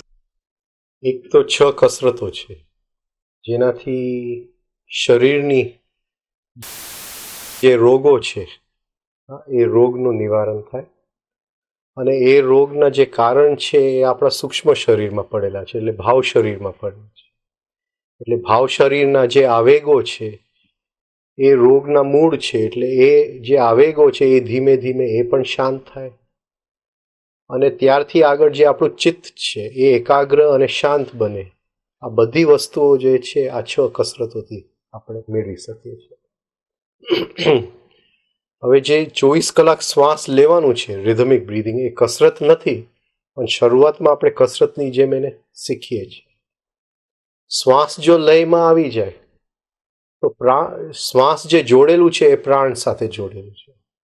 એટલે ધીમે ધીમે પ્રાણ પણ લયમાં, પ્રાણ લયમાં આવે એટલે જે જન્મો જન્મોના સંસ્કાર છે એ પ્રાણની અંદર પડેલા, એ બધાય સંસ્કાર ધીમે ધીમે લયમાં આવે, અને એ સંસ્કારનું આવરણ છે એ આવરણ હટી જાય એટલે અંદરનો પ્રકાશ આપોઆપ જીવનમાં ખીલી જાય.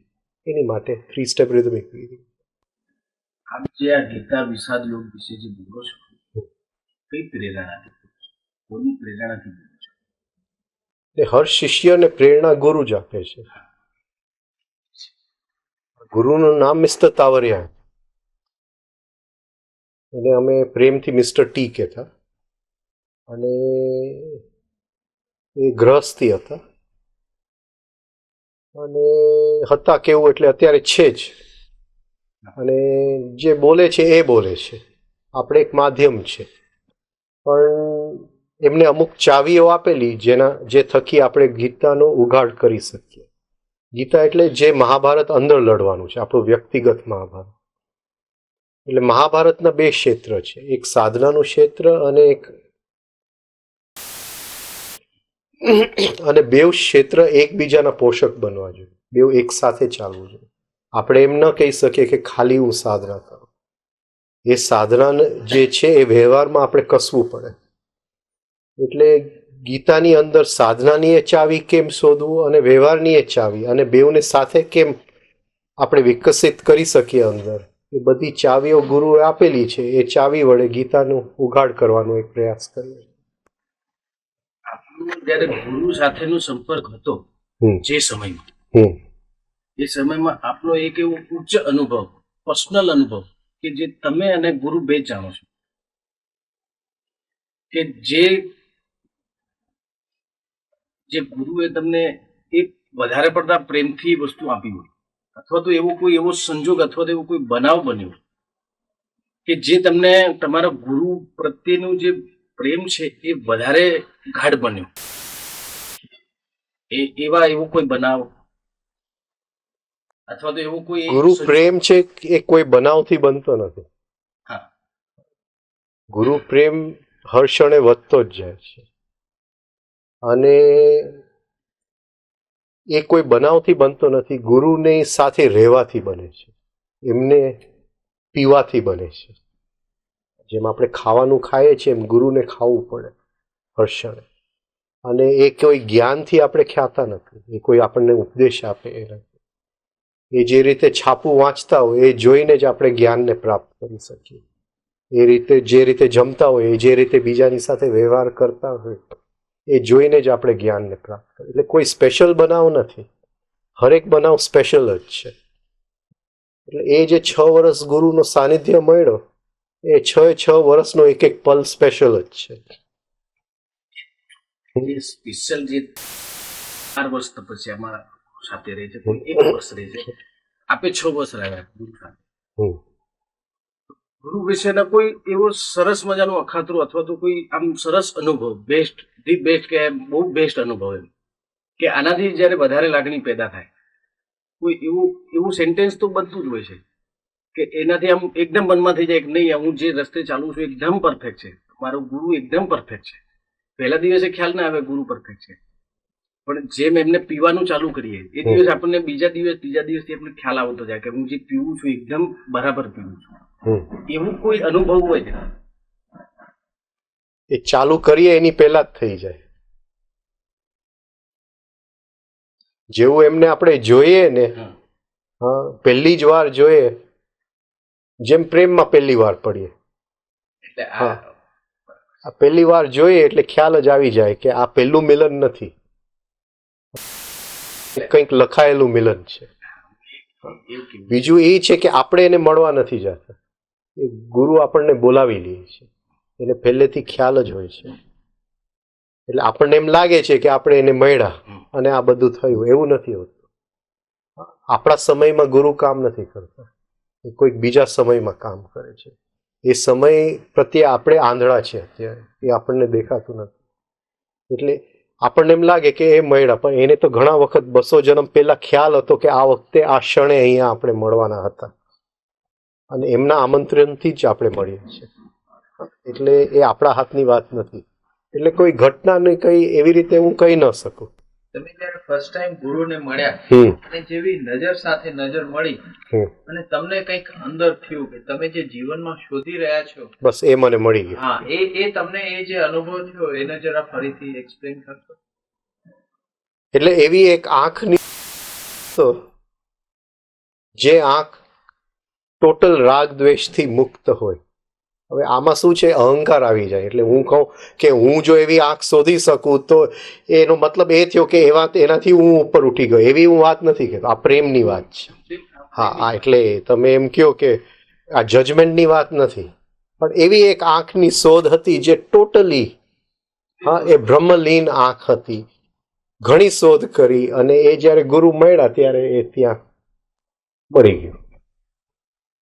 અમદાવાદના પ્રોગ્રામની અંદર આ વિષાદ યોગ જ ગીતાના 18 માંથી વિષાદ યોગ જ પસંદ કરવાનું કોઈ મુખ્ય કારણ હતું?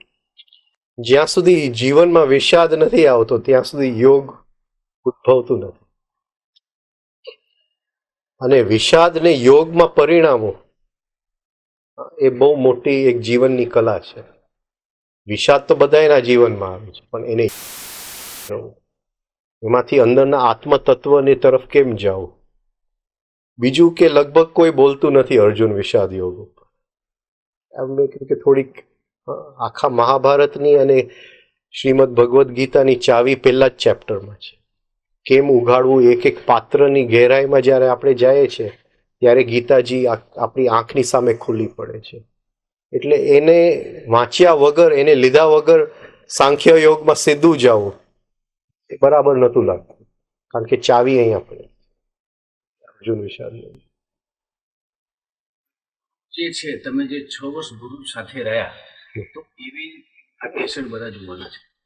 તો એવી કોઈ ક્યાં જતું હોય, કોઈ પણ સંસ્થામાં જતું હોય, કોઈને પણ માનતું હોય, તો એના માટે ગુરુને ત્યાં કઈ રીતે રહેવું જોઈએ, એમના કયા આચરણ નિયમ છે, એમને ત્યાં આપણે આપણું વર્તન જે છે ગુરુના સાનિધ્યમાં એ કેવું હોવું જોઈએ? પહેલી વસ્તુ તો આપણે સ્વીકારવું પડે કે ગુરુ આપણા જેવા જ એક માણસ જ છે. એ ખાય છે, પીએ છે, એ ગૃહસ્થી છે, જેમ આપણે બધું કરીએ છીએ એ બધું કરે છે. એટલે પહેલા એનું મનુષ્ય તરીકે સ્વીકાર હોવું જોઈએ, એક મિત્ર તરીકે સ્વીકાર હોવું જોઈએ. જેમ આપણે બેસીને વાત કરીએ છીએ એમ એની જોડે બેસીને ગપાટા પણ મરાય, અને શેર બજારની એ વાતું થાય, અને પિક્ચરની એ વાતું થાય. પહેલા એ લેવલ એસ્ટેબ્લિશ થવું જોઈએ, એક મિત્રતાનો લેવલ. પછી શિષ્ય અને ગુરુનું સંબંધ ધીમે ધીમે બંધાતો જાય. પણ જો ગુરુને ઉપર રાખશું ને આપણે જો નીચા હશું, હા, તો પછી આપણે હંમેશા અહીંયા છે ને એ ત્યાં છે, તો પછી કંઈ એની અંદર કંઈ વિકસિત નહીં થાય. પણ ગુરુને મિત્ર બનાવશું, હર ક્ષણે એનો હાથ પકડી લેશું.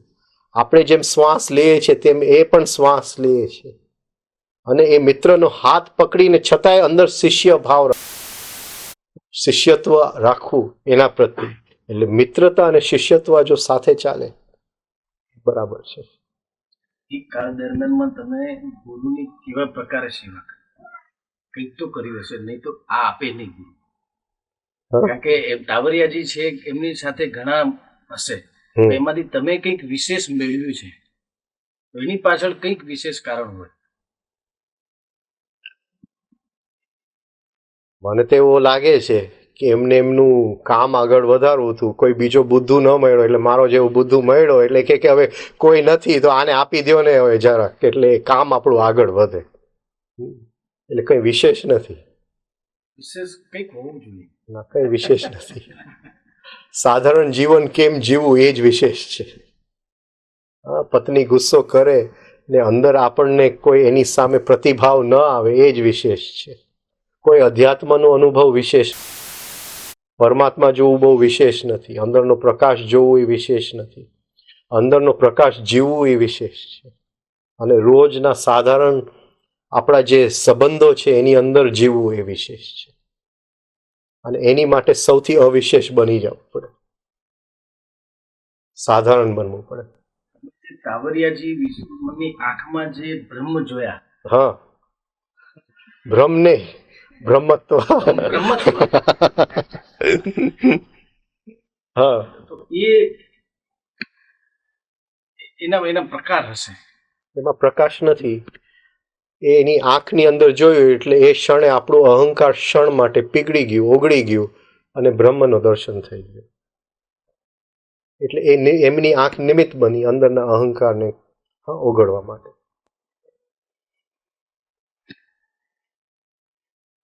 છતાં કોઈ વિશેષ અનુભવ તો બોલી શકો છો. હા, કોમલતા. દરેકને આ ફાયદાજનક છે. તમે જે પણ બોલશો અત્યારે, એ જ્યારે બેસતા, એ જે રીતે રિલેક્સ થતા, આજ સુધી કોઈને મેં એવી રીતે શરીરને રિલેક્સ કરતા જોયું નથી. કોઈને પણ જોઈએ તો ક્યાંક તો મસ્ક્યુલર ટેન્શન દેખાય.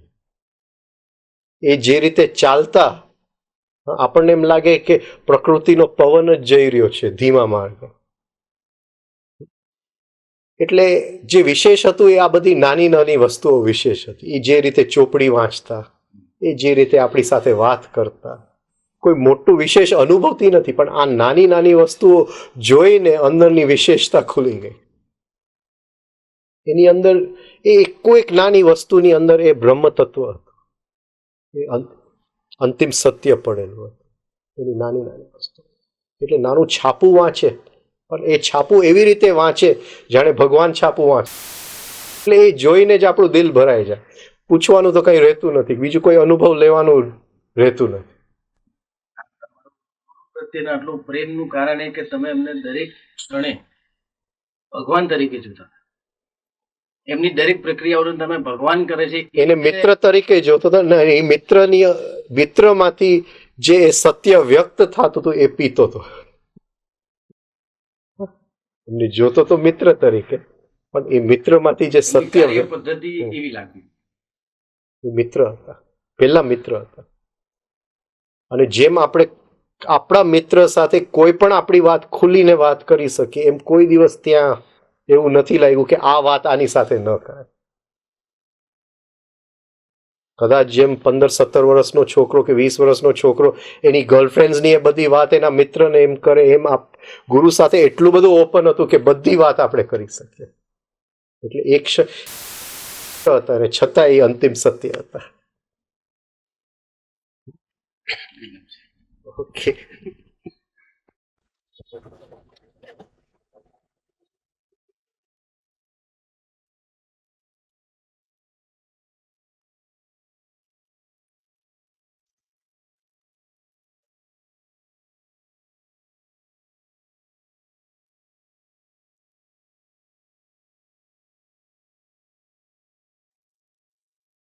આદરણીય શ્રી રાજનભાઈ, અન્ય તાવરેજીના સિસ્ટમ સાથે જોડાયેલા મિત્રો, અત્રે ઉપસ્થિત વડીલજનો, ભાઈઓ અને બહેનો, 1985ના વર્ષથી મિત્રો પાસેથી શ્રી તાવડિયાજીનું નામ સાંભળેલું. એમનો પરિચય પણ મિત્રો દ્વારા હતો, પણ 1964 એમના દર્શન થયા જ્યારે દિવ્ય જીવન સંઘ દ્વારા લયબદ્ધ શ્વસન પદ્ધતિ માટેનો એક કાર્યક્રમનું આયોજન કરવામાં આવ્યું. અનાયાસે એવું બન્યું કે મને એમનો પરિચય આપવા માટે કહેવામાં આવ્યું આયોજકો તરફથી. તેઓનું મંદ હાસ્ય હું સતત જોઈ શકતી હતી સ્ટેજ ઉપર કે હું તને તારો પરિચય આપવા માટે અહીંયા આવ્યો છું અને તું મારો પરિચય આપશે. પણ એક કામ હતું અને એક લયબદ્ધ શ્વસન માટેનું એક સુંદર સ્પર્શ એમની પાસેથી પામવાનું બન્યું. અને ત્યારબાદ આ એક સચોટ અને સરળ પદ્ધતિ જાણે ધીમે ધીમે જીવનમાં આત્મસાત થતી ગઈ. જે પણ કાંઈ થોડું ઘણું પણ આ પદ્ધતિ માટે કોઈને પણ કહેવાનું બન્યું છે મિત્રોમાં કે વર્તુળમાં, એ કદાચ કહું તો ગમતું મળે તો અલ્યા ગુંજે ન ભરીએ ને ગમતાનો કરીએ ગુલાલ. એક આ ગમતાનો ગુલાલ કરવા માટેનો એક પ્રયાસ રહ્યો છે. વિમલાતાઈને યાદ કરું તો એ કહે કે બ્રાહ્મી લય સાથે જો તમારી લય શ્વસનની જોડી દો તો તન અને મનની સ્વસ્થતા આપમેળે પણ આવશે. અને નાનપણથી જે અમુક સંસ્કારોની પેટર્ન અનુભવતી આવી હતી એ જોયું કે આ લયબદ્ધ શ્વસનથી એની મેળે ખરી ગઈ. અને ધીમે ધીમે આજે એક તાવડિયાજી જે સતત કહે છે એ પ્રકારેનું અનુભવ આવતું રહ્યું. રાજનભાઈ આજે જે તાપ અને તપની વાત કરી એ પણ જોવાતું રહ્યું કે કોઈ પણ સફરિંગમાં સતત રીતે એક શ્વસનથી લાગે કે જાણે જોડાયેલા રહીએ છીએ અને એની મેળે મેળે કરવું પડતું તાપ કે તપમાં, અને તપમાં એ પ્રવેશી જવાય છે. અને એટલા માટે થઈને કદાચ બહુ જ સરળતાથી જે જીવનમાં 24 કલાક આપણને જેની સ્મૃતિ અપાવવાની જરૂર ના પડે એવી એક બાબત મળી ગઈ. કેટલા બધા પ્રશ્નો આપણે જોઈ શકીએ છીએ આપણી આસપાસ, અને એમ લાગે કે બધા પ્રશ્નોનો ઉકેલ તો શક્ય નથી, અને એકમાત્ર ઉપાય હોઈ શકે વૈયક્તિક પરિવર્તન. અને વૈયક્તિક પરિવર્તનનો ખૂબ સરળ રસ્તો શ્રી તાવડિયાજીએ આપ્યો. અને મને લાગે છે કે તેઓ જે કહેતા કે આ તો અનુભવે એને જ ખબર પડે, એટલે જેમ જેમ આસ્વાદ માણતા જઈએ એમ એમ લાગે કે આ એની મેળે જ ઘણું બધું ખરી પડે છે. બાકી જે કંઈ પ્રકાશભાઈએ વાત કરી એમાં કદાચ હું મારા વતી અને અંતાણી સાહેબ વતી શકાય કે કબીર સાહેબને યાદ કરીએ, જો કછું કિયા સો તુમ કિયા, મેં કછું કિયા નહીં, જો કંઈ જहाँ કંઈ સો મેં કિયા, તુમ હી થે મુજમાય. આજે અહીંયા આપની સામે આવવા માટેનો જે પ્રસંગ મળ્યો એને ખૂબ આનંદ છે. ખૂબ ખૂબ ધન્યવાદ.